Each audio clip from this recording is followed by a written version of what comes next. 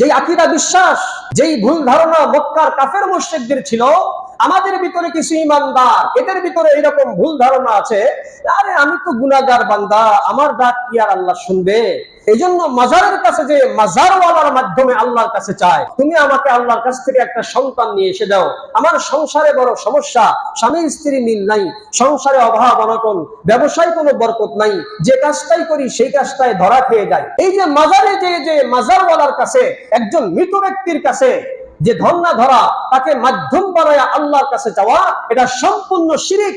মুসলমান ওই মূর্তি আর এই মাজারওয়ালা উভয়ের কাছে চাওয়া সমান, কোনো পার্থক্য নাই, কোনো পার্থক্য নাই। যেই লোকটা মারা গেছে সেই লোকের কাছে যে বলা আমাকে সন্তান দেন, আমাকে এই দেন সেই দেন, হ্যাঁ, এইটা সম্পূর্ণ শিরিক হবে।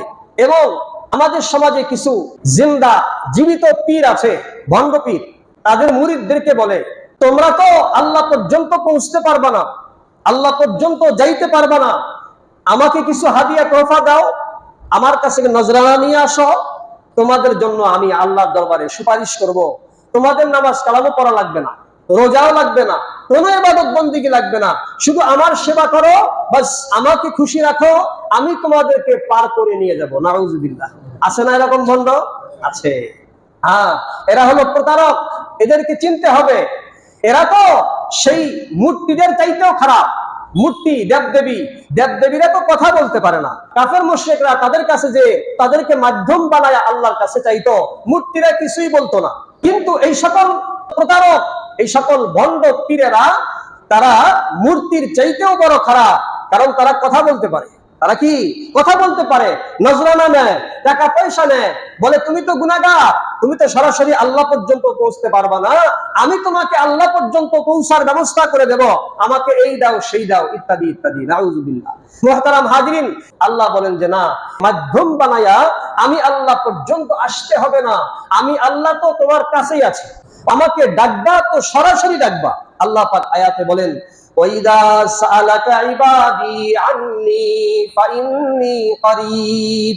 হে মুহাম্মদ সাল্লাল্লাহু আলাইহি ওয়াসাল্লাম, যদি আপনাকে কেউ জিজ্ঞাসা করে আমি আল্লাহ সম্পর্কে, আমি আল্লাহ কোথায় আছি, আমি আল্লাহ কত দূরে আছি, আমি আল্লাহকে ডাকলে আমি শুনতে পাবো কিনা, যদি আমার সম্পর্কে আপনাকে জিজ্ঞাসা করে, আপনি পরিষ্কার বলে দেন ফাইন্নী করিব, আমি তো তোমাদের কাছেই আছি। কত কাছে? আল্লাহ পাক বলেন আমি তোমার এই যে শাহরাদ আছে, এই যে এইটা তোমার যত কাছে, এর চাইতেও আমি আল্লাহ তোমার কাছে আছি। অতএব ওই মূর্তিকে মাধ্যম বানায়া আমার পর্যন্ত আসতে হবে না, আমাকে ডাকবা তো সরাসরি ডাকবা। আহুয়া মাকুম আইনামা কুনতুম। আল্লাহ বলেন তোমরা যেখানেই থাকো না কেন, আমি তোমাদের সাথে আছি। আল্লাহ আমাদের সাথে আছেন। অতএব আল্লাহকে পাওয়ার জন্য কোন দেবদেবীকে মাধ্যম বানানো, এটা শিরক। কাফের মুশরিকরা বিশ্বাস করত এক আল্লাহই সবকিছুকে নিয়ন্ত্রণ করেন, কিন্তু ইবাদতের ক্ষেত্রে তারা আল্লাহর পাশাপাশি অন্যেরও ইবাদত করত। প্রশ্ন হলো অন্যদের ইবাদত তারা কেন করত? এর জবাব কাফেররা দিয়েছে। কাফেররা বলে মা না'বুদুহুম ইল্লা লিয়ুকাররিবুনা ইলাল্লাহি যুলফা। আমরা আমাদের দেবদেবীগুলির উপাসনা করি, মূর্তি পূজা করি, উদ্দেশ্য হলো এদের মাধ্যমে আমরা আল্লাহকে পাইতে চাই। এরা আমাদের সাহায্যকারী, এরা আমাদের ভায়া, এরা আমাদের মাধ্যম, এদেরকে মাধ্যম মনে করে আমরা আল্লাহকে পেতে চাই, এজন্যই আমরা দেবদেবীদের ইবাদত বন্দেগী করি। মুহতারাম হাজিরিন, ইসলাম এটাকে সমর্থন করে না। ইসলাম এটাকে কোনোভাবেই সমর্থন করে না। কোন দেবদেবীর মাধ্যমে আল্লাহর কাছে যেতে হবে, আল্লাহর কাছাকাছি যেতে হবে, আল্লাহ পর্যন্ত পৌঁছার জন্য কোন দেবদেবীকে মাধ্যম বানাইতে হবে, ইসলাম এটাকে শিরিক বলেছে। এই জন্য মক্কার কাফেররা তারা মুশরিক। এই জন্য তারা এক আল্লাহকে স্রষ্টা হিসেবে মানলেও, খালেক বা সৃষ্টিকর্তা হিসেবে মানলেও, রাজ্জাক বা রিজিকদাতা হিসেবে মানলেও তারা ইমানদার হয়নি। কেন? তারা মূর্তি পূজা করত। মূর্তি পূজা করত কেন? এই মূর্তির মাধ্যমে তারা আল্লাহ পর্যন্ত পৌঁছতে চাইতো। আল্লাহ বলেন যে না, এই একটা পাথরের তৈরি, মাটির তৈরি, তোমাদের হাতের তৈরি বস্তুকে মাধ্যম বানায়া আমি আল্লাহ পর্যন্ত আসতে হবে না, আমি আল্লাহ তো তোমার কাছেই আছি। অতএব ওই মূর্তিকে মাধ্যম বানায়া আমার পর্যন্ত আসতে হবে না, আমাকে ডাকবা তো সরাসরি ডাকবা। আল্লাহ পাক আয়াতে বলেন, ওয়াইদা সাআলাকা ইবাদি আন্নী ফাইন্নী করিব। হে মুহাম্মদ সাল্লাল্লাহু আলাইহি ওয়াসাল্লাম, যদি আপনাকে কেউ জিজ্ঞাসা করে আমি আল্লাহ সম্পর্কে, আমি আল্লাহ কোথায় আছি, আমি আল্লাহ কত দূরে আছি, আমি আল্লাহকে ডাকলে আমি শুনতে পাবো কিনা, যদি আমার সম্পর্কে আপনাকে জিজ্ঞাসা করে, আপনি পরিষ্কার বলে দেন ফাইন্নী করিব, আমি তো তোমাদের কাছে আছি। কত কাছে? আল্লাহ পাক বলেন আমি তোমার এই যে শাহরগ আছে, এই যে এইটা তোমার যত কাছে, এর চাইতেও আমি আল্লাহ তোমার কাছে আছি। অতএব ওই মূর্তিকে মাধ্যম বানায়া আমার পর্যন্ত আসতে হবে না, আমাকে ডাকবা তো সরাসরি ডাকবা। আহুয়া মাকুম আইনামা কুনতুম, আল্লাহ বলেন তোমরা যেখানেই থাকো না কেন আমি তোমাদের সাথে আছি। আল্লাহ আমাদের সাথে আছেন। অতএব আল্লাহকে পাওয়ার জন্য কোন দেব দেবীকে মাধ্যম বানানো এটা শিরক। আমি এখানে একটু কথাটা পরিষ্কার করে বলি, আমাদের সমাজে অনেক ইমানদার আছে, বুঝে হোক আর না বুঝে হোক, বিভিন্ন পীরের দরবারে যায়, পীরের দরবারে যে মাজারে যে সন্তান চাই কিনা খেয়াল করবেন, বোঝার চেষ্টা করবেন। আজকে তাফসীর থেকে আমি নিউজটা আপনাদেরকে দিতে চাই। এই সকল ভণ্ডদের মুখোশ উন্মোচন করবো আজকে আমি। যেই আকীদা বিশ্বাস, যেই ভুল ধারণা মক্কার কাফের মুশরিকদের ছিল, আমাদের ভিতরে কিছু ইমানদার, এদের ভিতরে এরকম ভুল ধারণা আছে, আরে আমি তো গুনাহগার বান্দা, আমার ডাক কি আর আল্লাহ শুনবে? এজন্য মাজারের কাছে যে মাজারওয়ালার মাধ্যমে আল্লাহর কাছে চায়, তুমি একটু আল্লাহর সুপারিশ করো, তুমি আমাকে আল্লাহর কাছ থেকে একটা সন্তান নিয়ে এসে দাও, আমার সংসারে বড় সমস্যা, স্বামী স্ত্রী মিল নাই, সংসারে অভাব অনটন, ব্যবসায় কোনো বরকত নাই, যে কাজটাই করি সেই কাজটাই ধরা খেয়ে যায়। কথা বলেন, এরকম হয় কিনা? এই যে মাজারে যে মাজারওয়ালার কাছে, একজন মৃত ব্যক্তির কাছে যে ধর্ণা ধরা, তাকে মাধ্যম বানায়া আল্লাহর কাছে যাওয়া, এটা সম্পূর্ণ শিরক। মুসলমান ওই মূর্তি আর এই মাজারওয়ালা উভয়ের কাছে চাওয়া সমান, কোনো পার্থক্য নাই, কোনো পার্থক্য নাই। যেই লোকটা মারা গেছে সেই লোকের কাছে যে বলা আমাকে সন্তান দেন, আমাকে এই দেন সেই দেন, হ্যাঁ, এইটা সম্পূর্ণ শিরক হবে। এবং আমাদের সমাজে কিছু জিন্দা জীবিত পীর আছে, ভণ্ড পীর, তাদের মুরিদদেরকে বলে তোমরা তো আল্লাহ পর্যন্ত পৌঁছতে পারবা না, আল্লাহ পর্যন্ত যাইতে পারবা না, আমাকে কিছু হাদিয়া তোহফা দাও, আমার কাছে নজরানা নিয়ে আসো, তোমাদের জন্য আমি আল্লাহর দরবারে সুপারিশ করব, তোমাদের নামাজ কালামও পড়া লাগবে না, রোজাও লাগবে না, কোনো ইবাদত বন্দেগী লাগবে না, শুধু আমার সেবা করো, বাস আমাকে খুশি রাখো, আমি তোমাদেরকে পার করে নিয়ে যাব। নাউজুবিল্লাহ। আছে না এরকম ভণ্ড? আছে। হ্যাঁ, এরা হলো প্রতারক, এদেরকে চিনতে হবে। এরা তো সেই মূর্তিদের চাইতেও খারাপ। মূর্তি, দেবদেবীরা তো কথা বলতে পারে না। কাফের মুশরিকরা তাদের কাছে যে তাদেরকে মাধ্যম বানায় আল্লাহর কাছে চাইতো, মূর্তিরা কিছুই বলতো না। কিন্তু এই সকল প্রতারক, এই সকল ভণ্ড পীরেরা, তারা মূর্তির চাইতেও বড় খারাপ, কারণ তারা কথা বলতে পারে। তারা কি কথা বলতে পারে? নজরানা নেয়, টাকা পয়সা নেয়, বলে তুমি তো গুনাহগার, তুমি তো সরাসরি আল্লাহ পর্যন্ত পৌঁছতে পারবা না, আমি তোমাকে আল্লাহ পর্যন্ত পৌঁছার ব্যবস্থা করে দেব, আমাকে এই দাও সেই দাও, ইত্যাদি ইত্যাদি। নাউজুবিল্লাহ।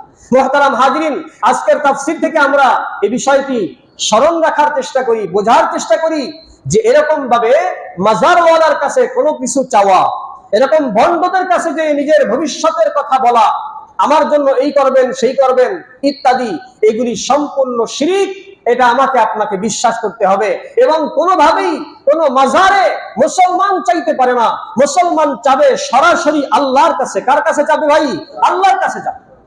আল্লাহ পাক রব্বুল আলামিন বলেন, হে আমার বান্দারা, উদউনি, আমাকে ডাকো, আস্তাজিব লাকুম, আমি তোমাদের ডাকে সাড়া দেব। সরাসরি আমাকে ডাকো। দুনিয়ার কোন নেতা, দুনিয়ার কোন এমপি মন্ত্রী, দুনিয়ার কোন অনেক বড় শিক্ষিত, অনেক বড় পদ পদবীওয়ালা, তার কাছে যাইতে হলে কয়েকটা গেট পাড়ি দিতে হয়, কয়েকভাবে তোমাকে চেক করবে, এরপরে তুমি সেই ব্যক্তির কাছে পৌঁছতেও পারো অথবা নাও পৌঁছতে পারো। অনেকগুলি প্রটোকল তোমাকে উপেক্ষা করে যেতে হয়। আল্লাহ বলেন যে আমি তোমার কাছে আছি, উদউনি, আমাকে ডাকো, আস্তাজিব লাকুম, আমি তোমার ডাকে সাড়া দেব। সকালে ডাকলেও তোমার কথা শুনবো, সন্ধ্যায় ডাকলেও শুনবো, দিনে ডাকলেও শুনি, রাত্রে ডাকলেও শুনি, আলোতে ডাকলেও শুনি, অন্ধকারে ডাকলেও শুনি, একা একা ডাকলেও শুনি, দলবদ্ধ ভাবে ডাকলেও শুনি, সর্বদাই আমি তোমার কাছে আছি।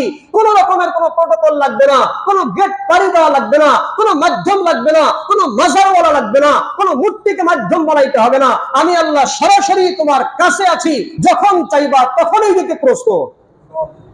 আল্লাহর কাছে চাইতে হবে সরাসরি, কোন মাধ্যম নাই। এগুলি শিরকি কর্মকাণ্ড। খবরদার আল্লাহর বান্দা আমরা সবাই, আল্লাহ সবসময় আমাদের জিহ্বার দিকে তাকিয়ে আছেন। আল্লাহ সবসময় আমাদের ঠোঁট আর জিহ্বার দিকে তাকিয়ে আছেন। আমি আপনি যখনই আল্লাহকে ডাকবো, আল্লাহ পাক সাথে সাথেই জবাব দিবেন। অতীতে আপনারা শুনেছেন যে 80 বছর পর্যন্ত মূর্তি পূজা করেছে। ইয়া সনম, ইয়া সনম, 80 বছর পর্যন্ত ডাকলো, হে আমার মূর্তি, হে আমার মূর্তি, আমাকে এই দাও সেই দাও, আমার এই উপকার করো সেই উপকার করো। অথচ মূর্তি তো কথা বলে না, আগেও বলেনি, এখনো বলছে না, সামনেও বলবে না। এই যে 80-100 বছর পর্যন্ত ডাকলো, আল্লাহ পাক ওই বেঈমানের জিহ্বার দিকে তাকিয়ে থাকেন। দেখি না কোন সময় সে আমার নামটা স্মরণ করে। বলে 80 বছর পর্যন্ত ডাকার পরে একবার ভুল করে ইয়া সনম এর স্থানে ইয়া সমাদ বলে ফেলেছিল। আল্লাহ পাক সাথে সাথেই লাব্বাইক বলেছেন, লাব্বাইক ইয়া আব্দি, হে আমার বান্দা আমি তো হাজির, কি চাও আমার কাছে চাও। সুবহানাল্লাহ। আল্লাহ পাক ভাই দেওয়ার জন্য অপেক্ষায় আছেন। আল্লাহ দরজা কোনো সময় বন্ধ হয় না। দুনিয়া রাজা বাদশার দরজা, রাজা বাদশার শাহী মহল এক সময় তালা লেগে যায়, নির্দিষ্ট সময় খোলা থাকে। কিন্তু আল্লাহ পাকের সেই খাবার, সেই চাওয়ার দরজা, সেই রিজিকের দরজা কোনো সময় বন্ধ হয় না। যে কোনো সময় আমি আপনি আল্লাহর কাছে চাইলে আল্লাহ পাক দরজা খোলা রেখে দিয়েছেন। সর্বদাই আল্লাহর কাছে চাওয়া যাবে। মুহতারাম হাজিরিন, তিনি এমন এক সত্তা, দুনিয়ার মানুষের কাছে বারবার একটা জিনিস চাইলে স্বাভাবিকভাবেই জন্মগত স্বভাব হচ্ছে একটা জিনিস বারবার আমার কাছে চাইলে আমি বিরক্ত হব, কোনো না কোনো সময় বিরক্ত ভাব চলে আসবে।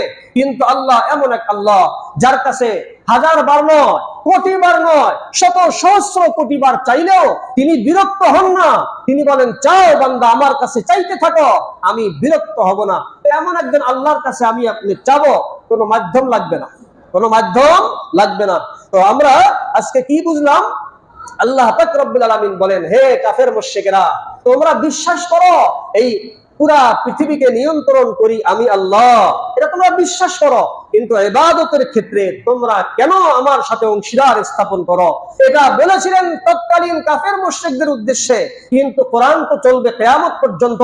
আজকের জামানায় যারা মাজার পূজারী আছে, এদেরকেও যেন আল্লাহ পাক বলেন, এই মাজার পূজারী লোকেরা, তোমরা তো আমি আল্লাহকে সৃষ্টিকর্তা মানো, তোমরা তো আমি আল্লাহকে রাজ্জাক মনে করো, রিজিক দাতা মনে করো, তোমরা তো আমি আল্লাহকে রব বলে স্বীকার করো, তোমরা তো স্বীকার করো আসমান জমিন চন্দ্র সূর্য লৌহ কলম এই সব কিছু দুনিয়ার নাজ নিয়ামত সব আমি সৃষ্টি করেছি, কেন আমাকে সিজদা না করে মাজারে যেয়ে কেন সিজদা করো?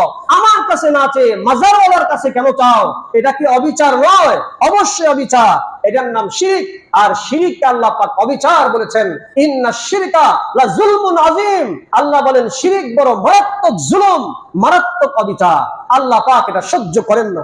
আল্লাহ পাক বলেন, বান্দা আমি সবকিছুকে সৃষ্টি করলাম, তোমাকে সৃষ্টি করলাম, তোমার বাবাকে সৃষ্টি করলাম, তোমার 14 গোষ্ঠী সৃষ্টি করলাম, তামাম দুনিয়া সৃষ্টি করলাম, আমি সবকিছু করি, ইবাদত আমারই হওয়ার কথা ছিল, ইয়াকা নাবুদু, এটাই তোমার কথা ছিল, ইবাদত একমাত্র আমার হবে।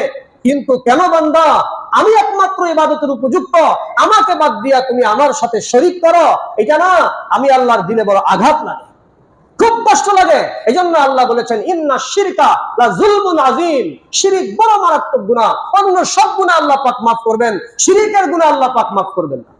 মুহতারাম হাজিরিন, স্বামী তার স্ত্রীর সব অপরাধকে ক্ষমা করবে, কিন্তু যদি স্বামী দিনদার পরহেজগার হয়, স্ত্রী পরপুরুষের সাথে কথা বলা, এই অপরাধকে ক্ষমা করতে পারে না। এটা ক্ষমাযোগ্য অপরাধ নয়। আল্লাহ পাক বলেন, খবরদার আমার সাথে শিরক করবে না, অন্য কাউকে সিজদা করবা না, সিজদা হবে একমাত্র আমাকে উদ্দেশ্য করে।